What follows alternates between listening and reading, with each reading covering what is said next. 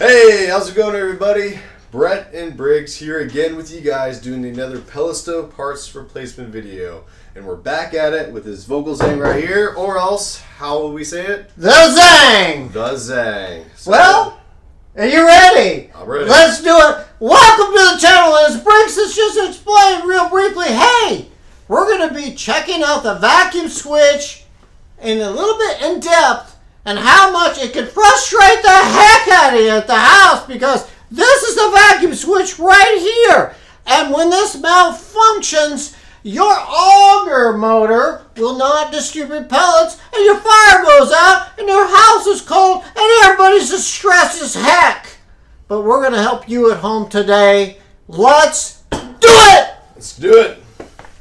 Okay, folks, prior to doing any repairs on your stove, please unplug, and again, unplug your stove prior to doing any repairs. And if you feel uncomfortable at home, please, or doing the repairs, please call your local service provider. Check out this cool hay trolley. Let's go! Okay, friends, this is what you're going to need to work on the vacuum switch. You could use an impact with a Phillips adapter or just a regular Phillips screwdriver. Let's go to the next step, and as always, please subscribe to the channel. Help us build it. Let's go!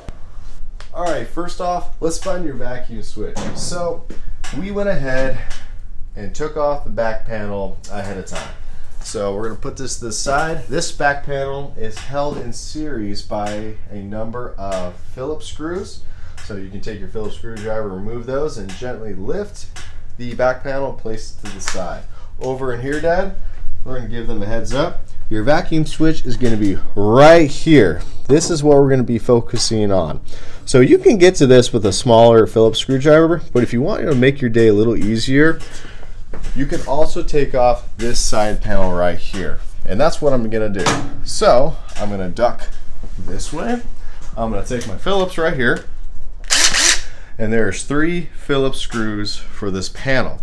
Now before I remove this panel, I'm going to remove the actual control board and we're going to set it to the side. Now the reason why I do that, folks, is because if you try to take this panel out without taking these 2 screws out, there are so many wires holding that board that you're not going to be moving this panel very far, and so it'll be very ineffective in actually utilizing this space. So over here, you can take your left hand, you're going to go over here. I want to move right. Okay. You're going to gently hold the board on the edge of the wafers. And if you come over here, Dad, I'm going to show them. Go ahead. Oh, okay. I'm going to go over here. I hit that every time. Let's go. And I'm going to be removing the screws as so. You want to be careful with that control board, folks, because it is an expensive part. Now once those 2 screws are removed, you're going to go over here. This board will be loose, and we're going to gently bring it down. And I like removing this one wire here, so then it can gently lay down as so. And I put a towel right here so it can safely just set there. We're going to go over here now. I'm going to tackle these Phillips screws from top to bottom. Gently set them to the side, as so.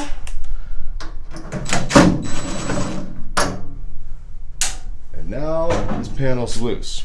So we're going to take this panel, and there's 3 tabs right here.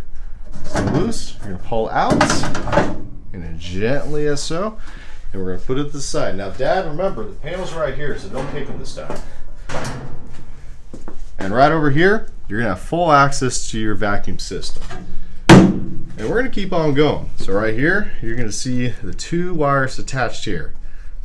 We're going to remove one, as so, and remove the other the same way. Does not matter which ends go where, folks. If you mix these up, it is okay, as long as you have both connections there to provide a current. Good point! Be careful your control board, it'll get a little looser. You're going to gently have it right here, out of the way. Good point! And over here, finally, we can then start taking off the vacuum switch. There's going to be 2 more sets one set of 2 Phillips screws. One here on the top and one here on the bottom. So over here, I'm going to loosen this top one, as so. I'm going to put that to the side. And we're going to get down low. You can use a regular screwdriver as well if you don't have an impact at home. You can. We like using the power one to go a little faster. And then we're going to gently remove this off like that. And then this tube, don't forget this tube, folks, it should gently just come off as so. Now, a lot of times, Bricks, that was just well done, but a lot of times when you take that tube off, it's baked on there. So you can take the tube, like where my hands are there, you want to move it back and forth, back and forth, back and forth till it kind of loosens a little bit, then pull it, because you don't want to crack it or ruin it. And right here, folks, is your vacuum switch.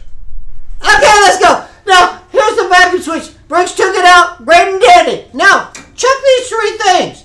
Number 1, where your pipe is attached here, your ventilation pipe, make sure that all the debris is out of it, that the piping system is clean. Number 2, make sure the front door of your pellet stove is shut. Number 3, make sure that you have a good door seal around your window or door. And number 3, or is it 4, son? I'm getting burned out. What is it? We'll go with 4. We'll go with You 4. got 4 things I'll now. tell you right here is where this hose attached to this pipe right here. You want to make sure that that is cleared out. So you can use like a stick of any sort, and you basically want to clear it out, or use compressed air, or you can use a straw and blow through it into the stove and clear it out. Then put on your vacuum switch. Hopefully that will do the trick, and if it doesn't, you need another vacuum switch. Order one and keep it all safe. Show time! All right, let's put a vacuum switch in. Let's do it. So come over here, folks. So we're going to get our screws ready, and we are going to put this vacuum switch onto the bracket as so. So we're going to gently align them up. You can use a regular screwdriver as well. Yes, you can. We're going to gently line them up, and we're then going to just tighten them just a little bit, just nice and snug. Now watch your hand there a little bit so they can see the next connection. So right here is on the bracket, so we're good foundationally. And we're going to go right here with this tube. We're going to connect that in back to the port. Thank you. So it should essentially look like that.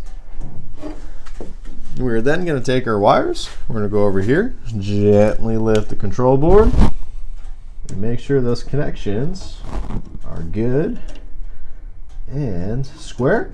And it doesn't matter which one goes on each terminal. Nope, it does not matter, folks.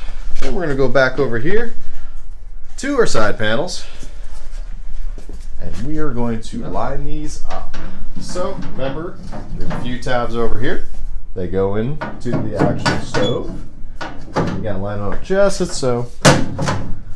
And Now these stoves are mass produced, and so they don't go together just like bim bam boom easily. Sometimes a little finesse with those tabs where you can see that seam, and just put them in gently. Don't force it. And then Briggs is putting in the 3 screws. Yep. So once you have it in there and set, that side panel is nice and good. Now over here, we're going to focus on the control board. We're going to get our 2 screws ready. We have one connection on that board, remember? We do. I haven't forgotten it yet. So over here, don't forget this connection. My dad is right. When you have a lot of wirings going in the stove, it's easy to forget them. So just make sure you have them all square, and things should be good. So over here, we're going to reorient the board. Then we're going to go over here. This might take just a little bit. Are you able to see it? Yeah. This may just take a little bit of finesse, but with enough of your favorite word, Dad. Patience. Patience. Patience. Patience. You should be good. Don't over tighten this, especially with the control board. Last thing you want to do is crack anything near that area. So once you have that done and set, you can remove your towel. Make sure you don't forget the flashlight. Make sure everything's out. All connections are good. And right then and there, you have a vacuum switch in. Bonus clip. This is a bonus clip. You know, we're going to wrap it up here with the Vogelzang, but this little thing I'm going to show you, and a lot of stoves have it. Let's come on over and let's look at this thing and this hopper lid. Now I tell you, these hopper lids, you open it up, and a lot of stoves have this safety switch. See this? Now this has to be down when you close it. If it's not down, the auger won't distribute pellets. But now and then, this hopper switch goes out, and you have this down, and it's not distributing pellets, and you're wrong as heck at the house because it's not giving you any fuel. Most likely, you have a faulty hopper switch, and if you do, order another one. Or if you're in a pinch, just to test it, learn how to bypass it, and then you could continue on with your stove. But always buy another one because this is a safety feature. Let's close the door on the Vogelzang and let's go! Alright guys, that's it. You guys got a vacuum switch in your stove. Hopefully you guys took away a few things that help you on your pellet stove journeys. We really appreciate the time and support. You did a great job today. Well, you did too. You were very energetic. Oh my goodness, no more coffee. But yeah, I think that's great. You know, the biggest thing is that you got something from the video. And number two, it will help save your family money during these trying times. We got another video coming up. Briggs and I are going to keep going. We're going to keep helping you, your friends, and your family. Thank you. We'll see you on the next video. See you guys.